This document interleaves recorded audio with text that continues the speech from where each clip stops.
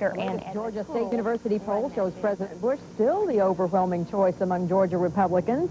Yet that poll may not have been able to measure yet what's happening in such traditionally solid GOP territory as the rural North Georgia mountains. John Sherrick tells us that's what's happening there. It's Ross Perot.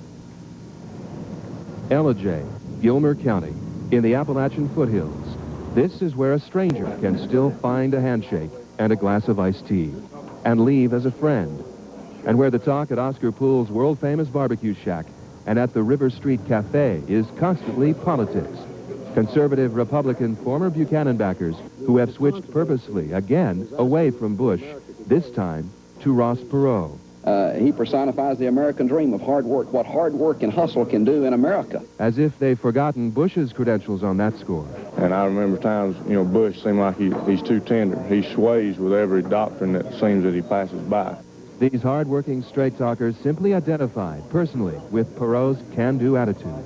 I think the guy has got charisma, and with charisma you can generally move people. But don't get the impression that it's unanimous. If these North Georgia Hills folk are at all representative of conservative America, Bush ought to be worried. But Perot's still got a lot to prove. How can I be for a man who hadn't even decided what he's for yet? Our government is want to compromise.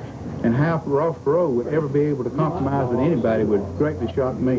So I'm not very enthusiastic about any of them. So Perot's charisma hasn't rubbed off on everyone. Nevertheless, this will be the first time in nearly 30 years when Joe McCutchen and so many others will not be voting for the Republican GOP nominee president.